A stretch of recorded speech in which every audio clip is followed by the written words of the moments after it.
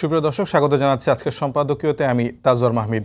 আজকে আমাদের সম্পাদকীয়তে অতিথি হিসেবে আছেন প্রধান উপদেষ্টার প্রেস সচিব জনাব শফিকুল আলম। আপনাকে স্বাগত জানাই শফিক ভাই। তার সঙ্গে আলাপচারিতায় আমরা জানার চেষ্টা করব সরকারের সংস্কার ও নির্বাচনমুখী পদক্ষেপ, আইন শৃঙ্খলা পরিস্থিতি, কূটনীতি, বিনিয়োগ ও অর্থনীতির বিষয়গুলো। থাকবে রাজনৈতিক দলগুলোর সহযোগিতা ও সমালোচনার মতো নানা প্রসঙ্গ। সব মিলে আজকের সম্পাদকীয় মুখোমুখি প্রেস সচিব। দর্শক, আপনারাও এই আলোচনায় অংশ নিতে পারেন। এই জন্য আপনাদের ফোন করতে হবে টেলিভিশনে দেখানো নাম্বারে, এছাড়া ফেসবুকের মাধ্যমে আপনাদের মন্তব্য পাঠাতে পারেন আমাদেরকে। আলোচনার শুরুতে জানিয়ে দেবো এখনকার প্রধান শিরোনামগুলো।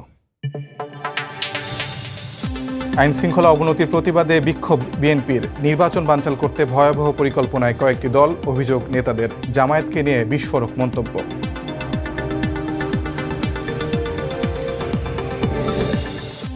স্বৈরাচারের পতনের পর মুজিববাদ ও চাঁদাবাজের পাহারাদার এখন বিএনপি, অভিযোগ এনসিপির। চাঁদাবাজির বিরুদ্ধে প্রতিরোধ গড়ে তোলার হুঁশিয়ারি জামায়াতের।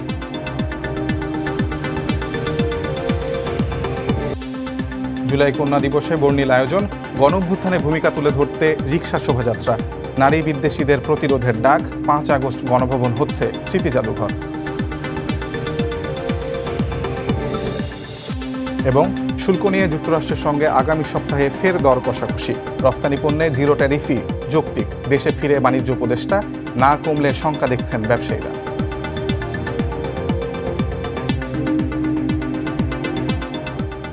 আমরা আলোচনায় আসি। প্রথমে শফিক ভাই, আপনাকে আবারও স্বাগতম আমাদের সঙ্গে আজকে স্টুডিওতে উপস্থিত হওয়ার জন্য।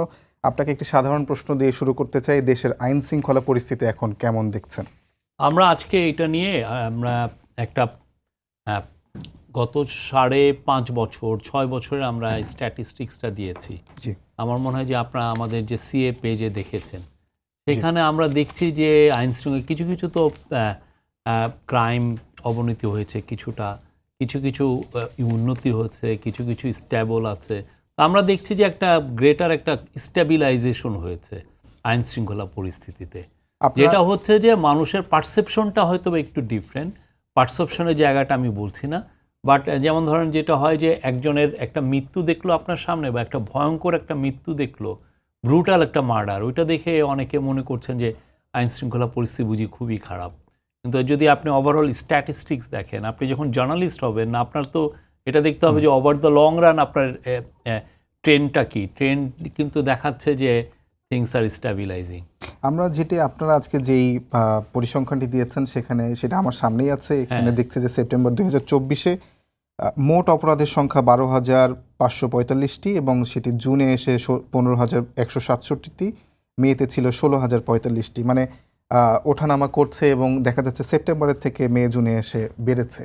না, এটা ওয়ান অফ দ্য রিজন হচ্ছে গত 15 বছরে যারা কেস করতে পারেন নাই তারা প্রচুর কেস করছেন, হাজার হাজার কেস হচ্ছে। আপনি ধরেন আপনার 2013 সালে শাপলা হত্যাকাণ্ডের মামলা হয়নি ইদানিং, আপনারা দেখেন নাই? মামলাটা তো, ক্রাইমটা তো হয়েছে 2013 সালে, ক্রাইমটা কিন্তু এখন হয় নাই। এটা একটা মেজর রিজন আমরা দেখছি যে অনেকে, আপনি দেখবেন যে আপনি যদি ইয়েতে যান, সেপ্টেম্বরে দেখেন মার্ডারের সংখ্যা দেখেন আপনি 500 কতটা,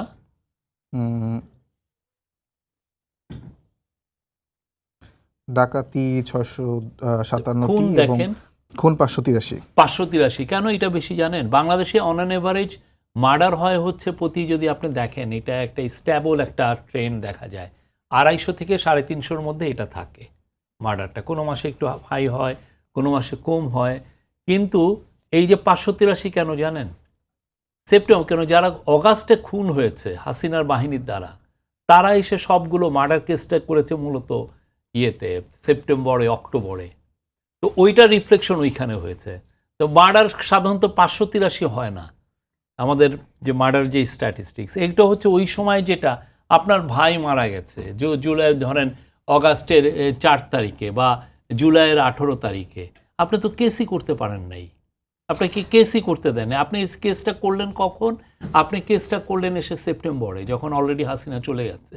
বা অনেকে যারা আগের মার্ডার, যেমন 2013 সালে, মানে এই যে পরিসংখ্যানটা আপনি দিয়েছেন সেটি শুধুমাত্র মামলার ভিত্তিতে?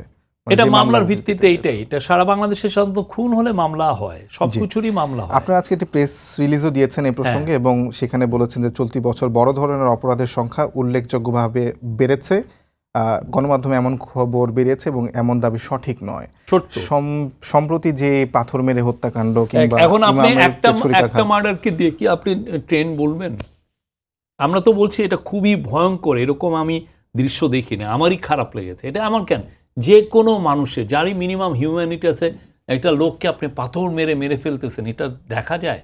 কিন্তু কথা হচ্ছে আপনি যদি সমষ্টিগত মার্ডার দেখেন সবগুলো, হ্যাঁ, তখন আবার দেখবেন যে ট্রেন্ড কিন্তু একটা স্ট্যাবিলাইজিং। তার মানে এই যে চাঞ্চল্যকর যেমন কিছু ধর্ষণের ঘটনাও ঘটেছে যেগুলো হ্যাঁ, অত্যন্ত কিন্তু আপনি চাঞ্চল্যকর, বাংলাদেশের সেগুলোকে সোসাইটিতে আলোড়ন যে সৃষ্টি করেছে আপনি সেখানে কি রেপের কেস সরকারের দেখেন বাংলাদেশে, আমরা তো 6 বছর পুরোটা দিয়ে দিয়েছি। আপনি দেখেন রেপ কেসগুলো, আপনার পুরো বছর, আমরা এই জন্য 1 বছর দিই নেই, আমরা সবাইকে দিয়েছি যে এই যে 5.5 বছর, মানে আমাদের এই যে 6 মাস এই বছরের, আর বাকি আমি পুরো আর বাকি 5 বছর পুরোটা দিয়েছি। আপনারা জাজ করেন, আমরা কোনো ডেটা ম্যানিপুলেশন করতে চাই না, আমরা চাই ইউ বেটার জাজ ইট। জি, অসংখ্য ধন্যবাদ। তবে বিএনপি চেয়ারপারসন, এখন বাংলাদেশের সবচেয়ে বড় দল বিএনপি এবং তার ভারপ্রাপ্ত চেয়ারম্যান তারেক রহমান গতকালকে বা পরশুদিন একটি সভায় তিনি অভিযোগ করেছেন যে যারা বিচ্ছিন্নভাবে মব সৃষ্টি করে একটি পরিস্থিতি তৈরি করতে চাইছে, সেখানে সরকারের কোনো প্রচ্ছন্ন প্রশ্রয় আছে কিনা এমন প্রশ্ন তিনি তুলেছেন। সরকারের আমার দুইটা প্রশ্ন, একটি হচ্ছে তারেক রহমান যে প্রশ্নটা করেছে সরকারের প্রচ্ছন্ন প্রশ্রয় আছে কিনা, একটি হচ্ছে যে সরকার কি আসলে দমাতে সফল বলে আপনারা মনে করেন কিনা এসব ঘটনাগুলো। আমি ক্রাইম ফিগারস কি বলে দেখেন না, ক্রাইম ফিগার তো বলে যে আমাদের ক্রাইম সিনারিও আমরা যথেষ্ট কন্ট্রোলে আনতে পেরেছি। ক্রাইমের যে ফিগারটা, আপনার চিন্তা করতে হবে যে এটা একটা পোস্ট রেভুলেশন সিচুয়েশন, বিপ্লবোত্তর। আপনি যে কোনো দেশে বিপ্লবোত্তর সিচুয়েশনগুলো দেখেন, পুরো পৃথিবীতে কি ভয়ঙ্কর একটা সময় যায়, আমরা সেই জায়গায় একটা স্ট্যাবিলিটি ফিরে এসছি, আমরা সেইটা বলছি। আর উনি যেটা বলছেন যে আমরা আমাদের গভর্নমেন্টের তরফ থেকে আমরা প্রচ্ছন্ন প্রত্যক্ষ কোথাও কোনো মব বা বিশৃঙ্খল জনতা কোনো ধরনের ক্রাইম এটা আমরা বরদাস্তি করছি না। আপনি দেখেন প্রত্যেকটা ক্ষেত্রে যতগুলো ঘটনা ঘটেছে প্রত্যেকটা ক্ষেত্রে আমাদের অ্যারেস্ট আছে এবং খুব কুইক অ্যারেস্ট আছে। এমন না যে আমরা 10 দিন পরে যে অ্যারেস্ট করছি, খুব কুইকলি অ্যারেস্ট। আপনি নগরে দেখেন এই যে রেপের কেসে অলমোস্ট এভরিওয়ান ইজ অ্যারেস্টেড। আপনি ইয়েতে দেখেন এই যে মাগুরায় যে রেপ কেসের ক্ষেত্রে যেই কয়জন ছিলেন আমরা প্রত্যেককে খুব দ্রুত অ্যারেস্ট হয়েছে। বা এই যে সোহাগের যে মৃত্যুটা, সেখানে দেখেন আমরা 5-6 জনকে অলরেডি অ্যারেস্ট করেছি, বাকিগুলো আমরা আশা করছি খুব দ্রুত অ্যারেস্ট হবে। আরেকটি প্রসঙ্গ শফিক ভাই, সেটা হলো যে নানা জায়গায় আমরা দেখছি যে কোনো একটি অপরাধীকে চাঁদাবাজের দায় হোক কিংবা অন্য কোনো ঘটনার দায় হোক, তাকে পুলিশ আটক করলে সেখানে থানা ঘেরাও করে তাকে ছিনিয়ে নেওয়া হচ্ছে। এই ঘটনায় কি আসলে সরকার যথেষ্ট পদক্ষেপ নিতে পারছে? কারণ আমরা সম্প্রতিও এরকম ঘটনা দেখেছি এবং প্রতি মাসেই এমন দুটি একটি করে ঘটনা ঘটছে। এই ঘটনাটা ঘটার মূল কারণ হচ্ছে যে বিপ্লবোত্তর যে একটা অনেকে ভাবছেন যে পুলিশের কনফিডেন্স তো লো। আমি যদি পুলিশকে যে ঘেরাও করি বা আমরা ছিনিয়ে আনতে যাই, পুলিশ তো আমাকে গুলি করবে না, এই ধরনের একটা চিন্তা অনেকের মধ্যে আছে। কিন্তু যারা ছিনিয়ে নিচ্ছে তাদেরকে কি আবার সরকার আইনের আওতায় আনছে? অনেকেই আইনের আওতায় আসছে নাকি রাজনৈতিক প্রেসারের কারণে? যেহেতু বেশিরভাগই আসলে আমরা মনে করি যে রাজনৈতিক প্রেসার অতটা নাই, আমরা মনে করি না সেরকম।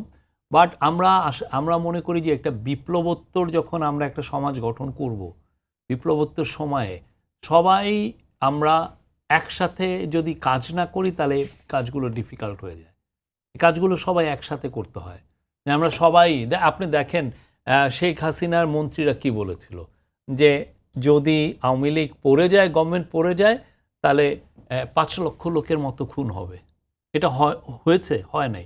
এটার জন্য কি আমরা কৃতিত্ব দাবি করছি? আমরা একা না, সবাই এটার জন্য, আমরা পুরো সোসাইটি, আপনি, আমি, বিএনপি, জামাত, এনসিপি, মানে তখন তো বৈষম্য বিরোধী ছাত্র বা অন্য কমিউনিস্ট পার্টি, সমস্ত পার্টি, গণসংঘের গণ অধিকার আন্দোলন, জোনায়েদ সাকির পার্টি, সবাই মিলে আমরা সোসাইটিতে এইটা নিয়েছিলাম যে না, আমরা কোনো ধরনের কোনো রিভেঞ্জ কিলিং অ্যালাউ করব না, বা এইটার ক্ষেত্রে আমরা দাঁড়িয়ে যাব। বা দেখেন পুলিশ 7-8 দিন পুলিশ আসেই নেই রাস্তায়। ট্রাফিক পুলিশের কাজটা কে করেছে? আমি, আপনি, আপনার ছেলেরা এই কাজটা করেছে, যার এই কাজটা করার কথাই না। তো আমরা তো মনে করছি যে এইটা যদি থাকে, এই স্পিরিটটা যদি থাকে, আমরা আস্তে আস্তে যাও বা 2-1টা এগুলো হচ্ছে সেগুলোও থাকবে না, এই সমস্ত বিচ্ছিন্ন ঘটাও ঘটবে না। এ প্রসঙ্গে আমার শেষ প্রশ্ন সেটা হলো যে উপদেষ্টা রিজওয়ানা হাসান তিনি এই প্রসঙ্গে বলতে গিয়ে বলছে যে মব জাস্টিস কোনোভাবেই সরকার বরদাস্ত করে না। আর সম্প্রতি যে ঘটনা ঘটেছে সেগুলো আসলে সরকার কিংবা সরকারি দলের সেগুলোর সাথে সম্পৃক্ততা নেই। সরকারি দল বলতে উনি আসলে কাকে না এটা বোঝাচ্ছেন? সরকারি দলের বিষয় না। আমাদের সরকারি দল তো সব দলই আমাদের সরকারি দল। বিএনপি কি সরকারি দল না? এই কি আমার সরকারি না?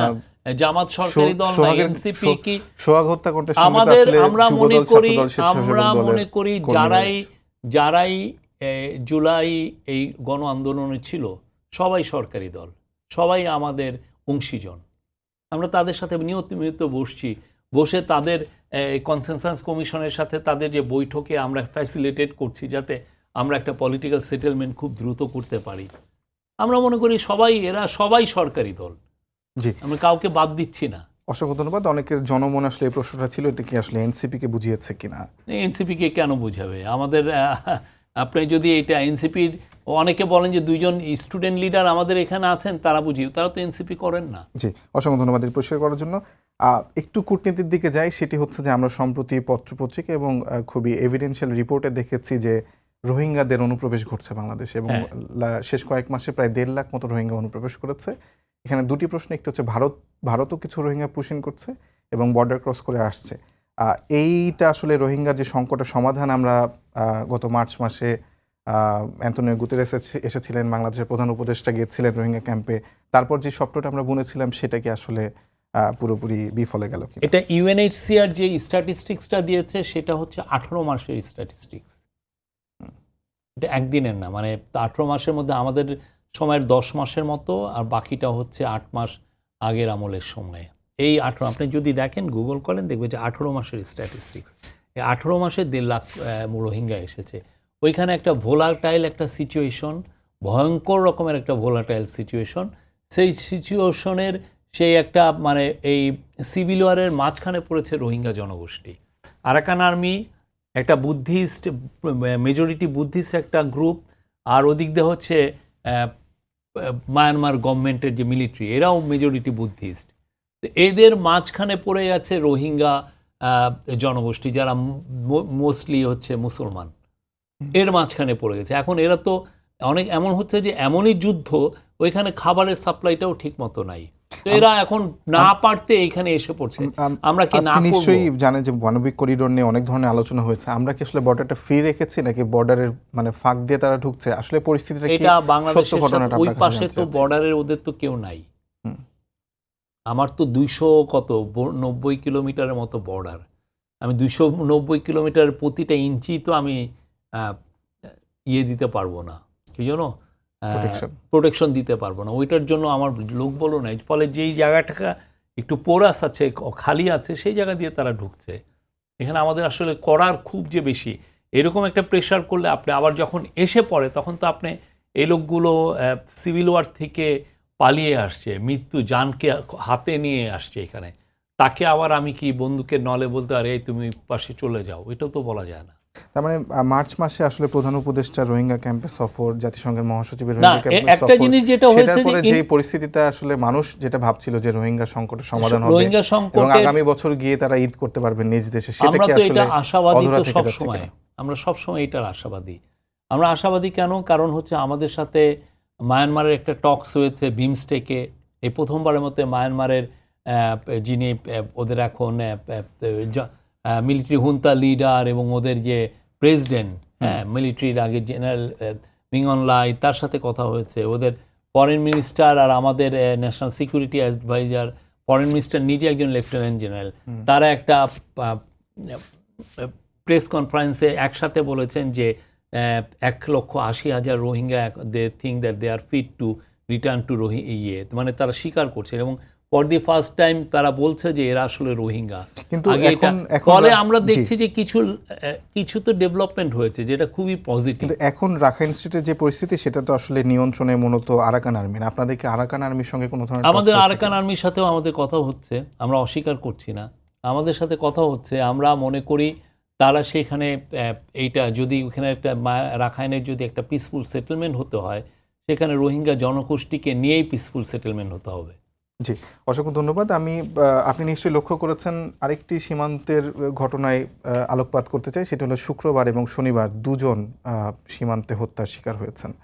এবং সেই শিকারের আমি আজকে পররাষ্ট্র মন্ত্রণালয়ে বিবৃতি খোঁজার চেষ্টা করছিলাম, সরকারের পক্ষ থেকে বিবৃতি খোঁজার চেষ্টা করছিলাম, কোনো ধরনের প্রতিবাদ আমরা এ দফায় দেখিনি, যেটি আসলে আগস্টের পরবর্তীতে অন্তর্বর্তীকালীন সরকার দায়িত্ব নেওয়ার পর করা কতগুলো প্রতিবাদ করেছিল সীমান্ত হত্যার বিষয়ে, সেটি এ দফায় আমরা দেখলাম না এবং 2টি ওয়ার্কিং ডে পার হয়ে গেছে। এটার কি কোনো কারণ আছে কিনা?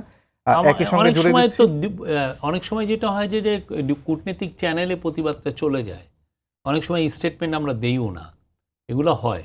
কিন্তু আমরা এটা আমি জানবো যে কেন আমাদের এটা প্রতিবাদটা আসেনি, আমি দেখবো এটা। বাট আমরা আমার মনে আছে যখন প্রফেসর ইউনূস শ্রী নরেন্দ্র মোদীর সাথে কথা বললেন ইয়েতে, ইন্ডিয়ান প্রাইম মিনিস্টারের সাথে বিমস্টেকের মিটিংয়ে, উনি কিন্তু প্রথম যে ইস্যুটা উঠিয়েছেন এটা ছিল ফার্স্ট ইস্যু। এবং উনি খুব একটা বললেন যে মানে যখন বাংলাদেশের বর্ডারে কাউকে গুলি করা হয়, এই গুলিটা মনে হয় যে আমার বুকের উপরে পড়ছে, উনি এভাবে বলেছেন। তা আমরা আশা করব যে এইটা বন্ধ হবে। এটা খুবই ইনহিউম্যান, আনফর্চুনেট একটা বিষয়, এটা বন্ধ হবে। আমরা বারবার প্রোটেস্ট করেছি এবং আমরা আমাদের প্রোটেস্ট অব্যাহত থাকবে। একই সঙ্গে এই প্রশ্নটা করতে চাচ্ছিলাম, মানে করছিলাম, কারণ হচ্ছে যে ভারতের সঙ্গে কি আমরা সম্পর্ক একটু মানে স্থিতিশীল করতে কিংবা স্বাভাবিক করতে আমরা একটু সফট ওয়েতে আগাচ্ছি কিনা? কারণ প্রধান উপদেষ্টা নিজেও ভারতের প্রধানমন্ত্রীকে আম পাঠাচ্ছেন, এমন একটি, এটি কি কূটনীতির অংশ আমকে নাকি? আগে পাঠানো হয় নাই? আমরা পাঠানো কি হয়েছে। পাঠাই নেই? এই জন্য আমরা কি ইলিশ পাঠাই নেই? হুম। দেখেন, ইন্ডিয়া সারা জীবন আমার নেইবার থাকবে। আমাদের সম্পর্ক অবনতি হোক, উন্নতি হোক, যাই থাকুক, আমি তো ইন্ডিয়াকে ফেলতে পারবো না। আবার ইন্ডিয়াও আমাকে ফেলতে পারবে না। পারবে? ইন্ডিয়া তো নতুন করে একটা দেশকে আমদানি করে এনে আমার পাশে বসাতে পারবে না। আবার আমিও সেই একই কাজ করতে পারবো না। তো আমাদের এই পারস্পরিক এটা সম্পর্ক, তো এটা হৃদ্যতা তো রাখাটা তো সবার জন্যই বেটার। এটা এমন না যে আমি তার সাথে এখন নতুন করে আবার সফট হচ্ছে, এগুলো না। আমাদের সাথে এই সম্পর্কটা তো সবসময় ছিল। কিছুদিন আগে আমাদের অ্যাম্বাসাডার মমতা ব্যানার্জির সাথে দেখা করেছেন না? অথচ আপনারা জানেন যে মমতা ব্যানার্জি তিস্তা ওয়াটারের ক্ষেত্রে কিন্তু এক ধরনের প্রতিবন্ধকতা কিন্তু তার কাছ থেকে এসে তো আমরা কি তাকে কি তার সাথে কি আমাদের এই এখানে উনি বাংলা স্পিকিং একজন লিডার, তো তার সাথে তো আমাদের একটা সম্পর্ক আছে, সেটা তো আমরা রাখি। তার মানে এটা আসলে ডিপ্লোমেসিরই পার্ট। এটা ডিপ্লোমেসি কি, এটা পার্ট অফ, আমরা তো মানে আমাদের সাথে ইন্ডিয়ার তো একটা শেয়ার্ড হিস্ট্রি আছে, লিঙ্গুইস্টিক আছে, কালচারাল সম্পর্ক আছে। আমাদের যিনি জাতীয় সঙ্গীত লিখেছেন, তাদেরও তো জাতীয় সঙ্গীত একই জনই লিখেছেন। জি, পরবর্তী প্রসঙ্গটা আসলে কূটনীতি রিলেটেডই। আপনি নিশ্চয়ই লক্ষ্য করেছেন যে দ্য বিজনেস স্ট্যান্ডার্ড, যুগান্তর সহ, ইত্তেফাক সহ কয়েকটি পত্রিকা আসলে খবর প্রকাশ করেছে যে বাংলাদেশিদের জন্য বিদেশে ভিসা পাওয়া খুব জটিল হয়ে পড়ছে। এবং তুরস্ক এবং ভারত তো আগে ছিল, এবং পাশাপাশি তুরস্ক, লাওস, মালয়েশিয়ার প্রধানমন্ত্রী গত অক্টোবরে বাংলাদেশ ভিজিট করে গেছেন। আমরা দেখতে পাচ্ছি যে মালয়েশিয়ার জন্য বাংলাদেশিদের ভিসা পাওয়া খুবই জটিল হয়ে পড়েছে। এটার কারণটা আসলে কি? আমরা যে এই রিপোর্টগুলো দেখছি খুবই অ্যানেকডোটাল এভিডেন্সের উপরে, মানে কেউ কিন্তু ডেটা দিতে পারেনি। ডেটা দিয়েছেন যে আমার প্রতি মাসে আমার বিদেশে এতজন যেত, এটা ডিক্লাইন করে এত হয়েছে। আমি জবের ইয়েটা বাদই দিলাম। যারা জব নিয়ে যাচ্ছে, দ্যাটস এ ডিফারেন্ট থিং। যারা নর্মাল বাংলাদেশের থেকে বিদেশ যাচ্ছেন, তার তো একটা এয়ারলাইন্সগুলোর থেকে একটা ডেটা পাওয়া যায়। তো এয়ারলাইন্সগুলো, আমি যদি এই রিপোর্টটা করতাম, আমার বসটা ফার্স্টে বলতো যে ডেটাটা কই, তুমি যে এটা বলতেছো যে এটা সাবস্টেন্সিয়াল ডিক্লাইন করেছে, তাহলে বাংলাদেশের থেকে কয়টা ওভারসিজ ফ্লাইট যায়? ধরেন বাংলাদেশের উইকলি ওভারসিজ ফ্লাইট যাচ্ছে ধরেন 95টা, হ্যাঁ, এবং আপনার মাস শেষে আপনার টোটাল ফ্লাইট হচ্ছে হলো এতগুলো ইনওয়ার্ড ট্রাভেলার এত, আউটওয়ার্ড ট্রাভেলার এত। তো ওইটার ডেটা নিলেই তো আমি বুঝবো যে আমার আসলে খুব ম্যাসিভ ডিক্লাইন হয়েছে কিনা।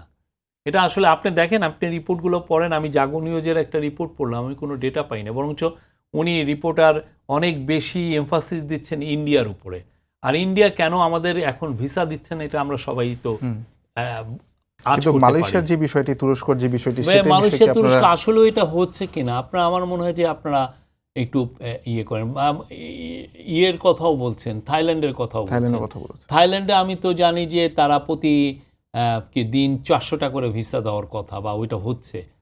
আমার মনে হয় যে এই জিনিসগুলো সত্যিকার অর্থে এটা কিন্তু খুব পাওয়া যায়। যদি এরকম হয় যে না বাংলাদেশের মানুষগুলো বিদেশে যেতে পারছে না, তাহলে তো এয়ারলাইন্সগুলো তো তাদের কমায় দিবে যে না আমি সপ্তাহে, মানে এমিরাটস সপ্তাহে 14টা ফ্লাইট অপারেট করে, এমিরাটস কেন তাহলে 14টা ফ্লাইট অপারেট করবে, এমিরাটস তখন 10টা করবে।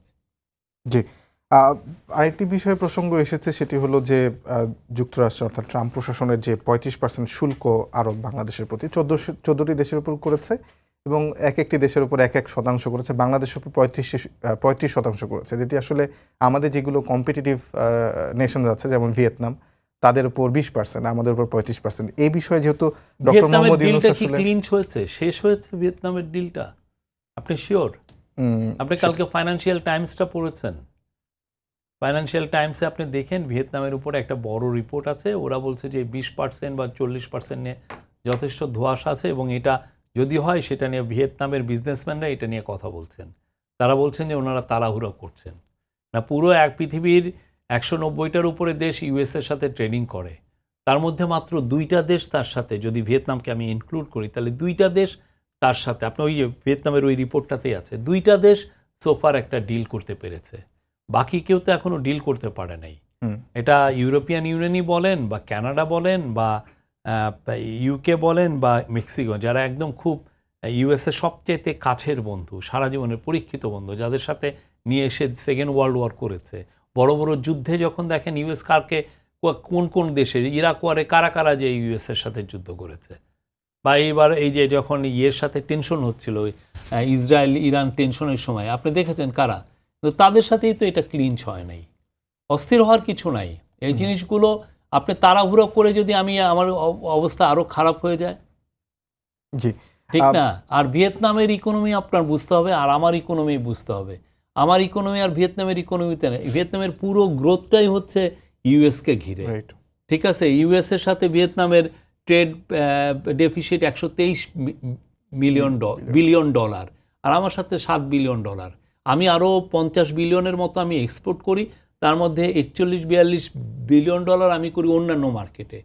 আমার তো শুধুমাত্র ইউএসকে দেখলে তো হয় না, আমার তো অন্যান্য দেশের চিন্তাটাও আমার মাথায় আনতে হয়। এই প্রসঙ্গটা আসলে এই কারণে, কারণ ডক্টর মোহাম্মদ ইউনূসের সঙ্গে আসলে বিশ্ব নেতৃত্বের অনেক ভালো সম্পর্ক, এটা বিশ্ব নেতৃত্বের সাথে যুক্তরাষ্ট্রের সাথে ইউকের কত ভালো সম্পর্ক, যুক্তরাষ্ট্রের সাথে মেক্সিকোর চেয়ে তো কারো ভালো, মেক্সিকো আর কানাডার চেয়ে তো ভালো সম্পর্ক কারো নাই, তারা তার নেইবার, একদম জাস্ট লাগোয়া নেইবার, এমন না যে একটু দূরের নেইবার, তাও তো না, কাছের নেইবার, তারাই তো আপনি তাদের সাথে কত 30%, 35% দিয়ে দিয়েছে, ঠিক না?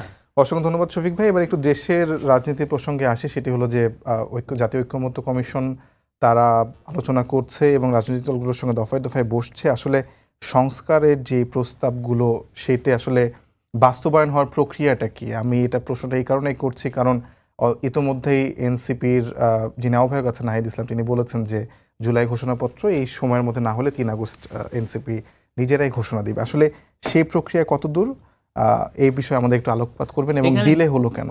দুইটা বিষয় এখানে, একটা হচ্ছে জুলাই ঘোষণাপত্র আর একটা হচ্ছে জুলাই সনদ।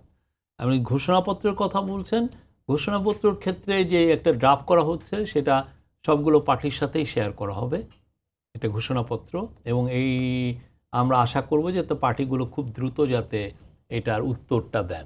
সেটা কি 3 আগস্টের আগে হবে? এটা, এবং তারা যদি খুব দ্রুত উত্তরটা দেন তাহলে 3 আগস্টের মধ্যে হবে। এগুলো কোনো কিছুই আমরা তাড়াহুড়ো করতে চাই না। তাড়াহুড়ো করার একটা সমস্যা কি, তাতে যদি একটা পার্টি বা অন্য অনেক বৃহৎ একটা অংশ মনে করে যে তাদের ডিজায়ারটা রিফ্লেক্ট হয় না, এমন একটা ঘোষণাপত্র আসবে যে ঘোষণাপত্রে সবাই বলবে যে আমরা সবাই বিজয়ী হয়েছি, সেটা হবে হলো ট্রু ঘোষণা। শফিক ভাই, এই যখন আর আসলে ঠিক তেমনি জুলাই সনদের ক্ষেত্রেও একই, জুলাই সনদ বা জাতীয় সনদ যেটা হবে সেক্ষেত্রে তো কনসেনসাস কমিশন সমস্ত পার্টির সাথে কথা বলছে। আপনি অবাক হবেন না, আপনি যে যদি দেখেন এই যে ফরেন সার্ভিস একাডেমিতে যেটা, আপনি যা দেখবেন যে একটানা মিটিং হচ্ছে, সবাই ওই মিটিংয়ে থাকছেন, খুব হৃদ্যতাপূর্ণভাবে মিটিং হচ্ছে এবং প্রতিদিনই কিছু না কিছু ব্রেক থ্রু হচ্ছে। কালকে আপনি দেখেন চিফ জাস্টিস এর বিষয়ে কিভাবে নিয়োগ পাবেন সেটা নিয়ে একটা ব্রেক থ্রু আসছে না, আর একটা কী যেন বিষয়েও ব্রেক থ্রু এসছে। তো এগুলো আবার আরও কিছু কিছু বিষয় এখনও আছে, কিন্তু প্রতিদিনই আমরা কিছু না কিছু ব্রেক থ্রু পাচ্ছি এবং দ্যাট ইজ মানে বিগ ডিল আমরা বলি। শফিক ভাই, 31 ডিসেম্বর যখন আসলে প্রোক্লেমেশন অফ জুলাই রেভলিউশন আসলে ঘোষণা করতে চাচ্ছিল বৈষম্য বিরোধী ছাত্র আন্দোলন এবং জাতীয় নাগরিক কমিটি, তখন আসলে সরকারের পক্ষ থেকে এক ধরনের এটি স্থগিত করে দেওয়া হয়েছে, কিংবা বলা যায় বাধা দেওয়া হয়েছে। এবং আমরা বাধা দেই নাই, পরবর্তীতে আপনারা বলেছিলেন যে মানে সবার সঙ্গে ঐক্যমতের ভিত্তিতে খুব দ্রুত হবে। 7 মাস প্রায় পার হয়ে যাচ্ছে এবং আসলে এনসিপি বলতে গেলে তারা এটি যেহেতু তাদের একটি আকাঙ্ক্ষার জায়গা, তারা এক ধরনের তাদের দেয়ালে পিঠ থেকে গেছে বললেও চলে। তো এত দেরি আসলে হলো কেন? আপনারা কি কোনো ধরনের রাজনৈতিক দলের মানে সমর্থনের অভাব দেখছিলেন, কিংবা কোনো ধরনের সহযোগিতার অভাব দেখছিলেন? দেয়ালে পিঠ কার ঠিকছে? কারো দেয়ালেই পিঠ ঠিকছে না, সবাই ভালো আছেন। তা আমরা এটা তখন যেটা হয়েছে যে ওইটা আমরা আশা করছিলাম যে এটা একটা কনসেনসাসের ভিত্তিতে হবে, সমস্ত পার্টিগুলো থাকবেন, কেননা যারা জুলাইতে সবাই ছিলেন আওয়ামী লীগ ছাড়া, হ্যাঁ যারাই ছিলেন আমরা সবাইকে একসাথে নিয়ে এটা করতে চাচ্ছিলাম। তো তখন এই কনসেনসাসের অভাব ছিল। এখন আমাদের একটু টাইম, এর মধ্যে যেটা হয়েছে যে ওনারাও তো আগে তখন স্টুডেন্ট লিডার ছিলেন, তারপর ওনারা এনসিপি করেছেন, নতুন পার্টি করেছেন, তা ওনারাও তো অনেক দূর এগিয়েছেন। তো আমরা আবার সবাইকে নিয়ে বসছি, আমরা একটা ড্রাফট তৈরি হচ্ছে, ড্রাফটটা সবার সাথে শেয়ার করা হবে এবং আশা করা যায় there will be some consensus. আরেকটা প্রশ্ন হচ্ছে যে বিশেষ করে জামায়াত ইসলামী এবং এনসিপি তারা একটি বিষয়ে একটু তাদের মন খারাপ হয়েছিল যে আপনারা যখন লন্ডনে গেলেন, প্রধান উপদেষ্টা যখন তারেক রহমানের সঙ্গে বৈঠক করলেন, তখন আপনারা জয়েন্ট প্রেস ব্রিফিং করেছেন। এটা আসলে আপনাদের যে গত 10-11 মাসের পথ চলা, সেখানে আসলে কোনো পলিটিক্যাল পার্টির সঙ্গে আপনারা জয়েন্ট প্রেস ব্রিফিং করেননি। সেটা আপনাদের প্রয়োজন কেন হলো? এটা যেহেতু লন্ডনে গিয়েছেন, বিষয়টা তো লন্ডনে, ওনার সাথে আমাদের দেখাটা হয়েছে লন্ডনে। আর যেটা হচ্ছে যে আমরা ওইখানে যেটা কনসেনসাসে এসে সেটা যাতে এটা নিয়ে যাতে কোনো ধরনের কনফিউশন না তৈরি হয়। অনেক সময় লিখিত জিনিস দিলে হয় কি যে কনফিউশনটা থাকে না, হ্যাঁ কেউ এটাকে ম্যানুপুলেট করতে, অনেক সময় হয় যে লন্ডন থেকে ঢাকার মধ্যে মানে একদম ঢাকায় অনেকে অন্যভাবে এই জিনিসটাকে ইন্টারপ্রেট করেন। এটা নিয়ে যাতে কোনো কনফিউশন তৈরি না হতে পারে সেই জন্যই এটা লিখিত একটা স্টেটমেন্ট। কিন্তু সেটার জন্য কি আরো বড় কনফিউশন তৈরি হয়ে গেল না রাজনৈতিক দলগুলোর মধ্যে? না, আমার মনে হয় না। আমরা তো খুব যে পলিটিক্যাল পার্টিগুলোকে আমরা তো বলেছি এবং তারা তো খুব যে এটা নিয়ে আর বেশি দূর প্রোটেস্ট করেছেন আমরা তো এটা কি আসলে খুব মানে আউটস্ট্যান্ডিং একটা ঘটনা বলা যায়? কারণ এটি আসলে আউটস্ট্যান্ডিং ঘটনা পৃথিবীর প্রত্যেকটা বসুর দেশে আছে। আপনি দেখেন অপোজিশনের সাথে রুলিং পার্টির এই ধরনের আন্ডারস্ট্যান্ডিং হয়, জয়েন্ট বিবৃতি হয়, এটা এমন কিছু না। আপনার সাথে আমার একটা মনের মিল হলো, আমরা এটা আপনি একরকম কথা বললে আমি একরকম কথা বললে তখন হয় কি এক ধরনের কনফিউশন তৈরি হয়। বেটার হচ্ছে আমি আর আপনি আজকে ডিসাইড করলাম যে আমি আর আপনি এই কথাটা বলবো, সেটা তখন একসাথে বললে হয় কি কনফিউশন থাকে না, সবাই বলে যে এই জায়গাটা এক ধরনের ঐক্যমত্য রিচ হয়েছে। এই জি, আপনার কাছে আমার আজকের শেষ প্রশ্ন, সেটি হলো যে মানে আপনি আগে একজন প্রথিতযশা সাংবাদিক ছিলেন এবং সেই জায়গা থেকে আসলে আপনারা নতুন সাইবার নিরাপত্তা অধ্যাদেশ, সাইবার সুরক্ষা অধ্যাদেশ আপনারা জারি করেছেন এবং দফায় দফায় সেটি আসলে এডিট করা কিংবা পরিমার্জন পরিবর্ধন করেই করেছেন। তারপরেও আসলে মানে এটি আসলে অনেক দূর আগেকার যে আইনগুলো সেখান থেকে আসলে অনেকটাই অগ্রগতি হয়েছে, কিন্তু তারপরেও দেখা যাচ্ছে যে এখানে 35 ঘ যে অনুচ্ছেদ, সেখানে বলা হয়েছে যদি পুলিশ মনে করে যে কোনো ব্যক্তি এ আইনের অধীনে অপরাধে লিপ্ত হয়েছেন বা হচ্ছেন, তাহলে তাকে পরোয়ানা ছাড়াই গ্রেফতার করা যাবে। এই বিষয়টাকে আসলে আগের সঙ্গে কিছু এটা আমি আবারও বলি, এইটা যখন কনসালটেশন হয়েছে, এটা কিন্তু সমস্ত লোকের ইন্টারন্যাশনাল হিউম্যান রাইটস গ্রুপের সাথেও আমরা কনসাল্ট করেছি। এমন কেউ নাই যে যার সাথে কনসাল্ট করা হয় নাই।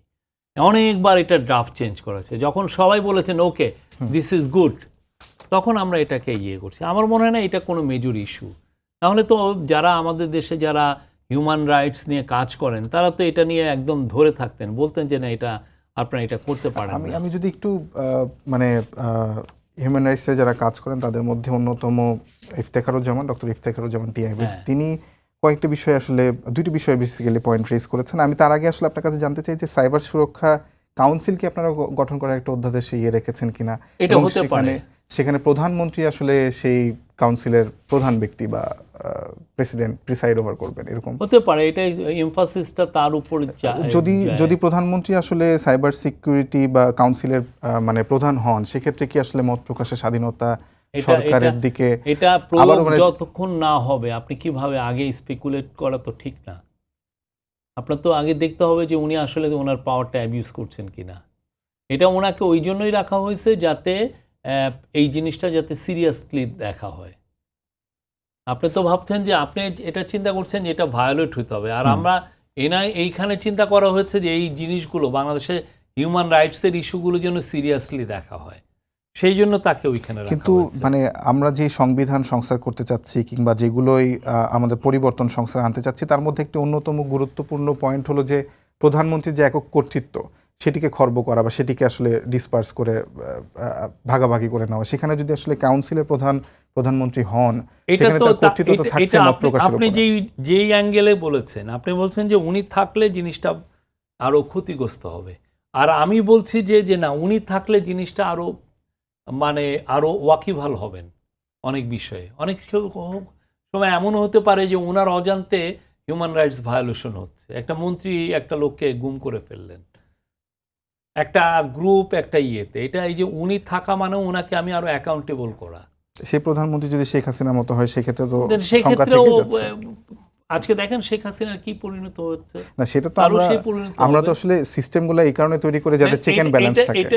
এটা কিন্তু সবাই মেনে নিয়েছেন। কেন মেনে নিয়েছেন? যাতে অ্যাকাউন্টেবিলিটিটা রেস্টোর করে। অনেক ক্ষেত্রে হয় না যে এই মন্ত্রী এটা করছেন, তখন আমরা ধর্ণা দিই প্রাইম মিনিস্টারের কাছে যে আপনারা কিছু করছেন না কেন। এখন উনি যদি এটা প্রধানই হন, তাহলে তো আমার ধর্ণা দেওয়া লাগে না। আমি বলতে পারি যে আপনিই তো এটার প্রধান, এটার দায়িত্ব আপনার, আমি তাকেই তখন অ্যাকিউজ করতে পারি। আমি এটাই আপনি যেভাবে ইন্টারপ্রেট করছেন আমি কিন্তু সেভাবে দেখছি না। আমি মনে করছি দিস ইজ গুড। আপনি মনে করছেন দিস ইজ গুড। সে আবার কিছু সমালোচনা আছে যে এটি আসলে প্রধানমন্ত্রীর কর্তৃত্বে বজায় থাকে। আরেকটি প্রশ্ন আসলে ডক্টর ইফতেখারুজ্জামান তুলেছেন, সেটি প্রথম আলোতে প্রকাশিত হয়েছে। সেটি হলো যে এই সাইবার সুরক্ষা কাউন্সিল যেটা তৈরি হবে, সেখানে সদস্য 25 জন এবং যেখানে তথ্য প্রযুক্তি ও মানবাধিকার বিষয়ক সদস্য রাখা হয়েছে 2 জন, মানে সিভিল সোসাইটি থেকে 2 জন, বাকি 23 জনই মূলত সরকারি কর্মকর্তা। এবং সেই কাউন্সিলে যিনি মহাপরিচালক হবেন তিনিও সরকারি কর্মকর্তা। সব মিলে আসলে কর্তৃত্ব সরকারের হাতেই থাকে। আপনার ব্লেমটা কার উপরে যায়? ব্লেমটা তো গভর্নমেন্টের উপরে। অর্ডারটা কে দেয়? আপনি একজনকে অ্যারেস্ট করলো, এটা তো আপনি করছেন না, এটা গভর্নমেন্ট করছে। ব্লেম তো গভর্নমেন্টের হচ্ছে। পুরোটা তো আপনি গভর্নমেন্টকে কাঠগড়ায় দাঁড় করাচ্ছেন, ঠিক না? আমরা কেন এখানে গভর্নমেন্টের বেশি রেসপন্সিবিলিটির কথা বলছি? বিকজ আমি গভর্নমেন্টকে ধরবো, কাঠগড়ায় সে দাঁড়াবে। আমি যদি এখন অনেকগুলো বাইরের থেকে অনেক লোককে নিয়ে আসি, সেই পারপাসটা সার্ভ হয় না। আমার মনে হয় এটা খারাপ কিছু হয় না। না হলে তো এই কনসালটেশনে আমার যেটা মনে হয়, আমি যদি ভুল না করি, আইরিন খান যিনি অ্যামনেস্টি ইন্টারন্যাশনালে সেক্রেটারি, উনিও ছিলেন। এখানে বাংলাদেশের এমন কোনো কি যেন হিউম্যান রাইটস গ্রুপ নাই যাদের সাথে এই কনসালটেশনগুলো হয় নাই। আপনি কি তাহলে একবারে মনে করছেন যে যে অধ্যাদেশটা আপনারা অন্তর্বর্তীকালীন সরকারের অধীনে আমলে পাশ করলেন, সেটা আসলে মত প্রকাশের স্বাধীনতা সম্পূর্ণ নিশ্চিত করবে? সম্পূর্ণ নিশ্চিত করবে, কিন্তু একটা ল পুরোপুরি যখন এফেক্টিভলি এনফোর্স হবে তখন বোঝা যায়। অনেক ক্ষেত্রে একটা ল আপনি করলে ওইটা আসলে ওইটার যে ইম্প্যাক্টটা কী হয় তাৎক্ষণিক বোঝা যায় না। আপনার একটা উদাহরণ দেই, 2002 সালে নারী শিশু নির্যাতন আইন হয়েছিল। হ্যাঁ, তখন এটাকে সবাই ওয়েলকাম জানিয়েছিলেন, সাচ এ বিউটিফুল ল। এর ফলে বাংলাদেশের নারীদের উপরে যেই ধরনের অত্যাচার হয়, শিশুদের উপরে যেই ধরনের টর্চার হয়, সেগুলো থামবে।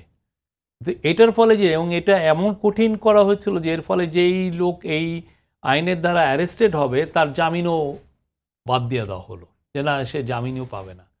তারপরে যেটা হলো, সে অপচয়টা, এটার মানে অ্যাবিউজ কীভাবে হয়, যে 2-3 বছর পরে দেখা গেল যে গ্রাম অঞ্চলে যে কোনো কেসই হোক না কেন, ওইটা নারী শিক্ষা উইকিলি শুকিয়ে দেন যে এই নারী শিশু নির্যাতন আইনে ওরে কেস। জি, বুঝতে পেরেছি ব্যাপারটা বুঝছেন আপনি? আমরা একটা ল তো অবশ্যই গুড ফেইথে করা হয়। জি, অসংখ্য ধন্যবাদ শফিক ভাই এতক্ষণ আমাদের সঙ্গে থাকার জন্য, অনেকগুলো প্রশ্নের উত্তর দেওয়ার জন্য। আপনাকে ধন্যবাদ জানিয়ে শেষ করছি। দর্শক, আপনাদের সবাইকে ধন্যবাদ জানিয়ে শেষ করছি আজকের সম্পাদকীয়। আগামীকাল আবারও দেখা হবে একই সময়ে। শুভরাত্রি।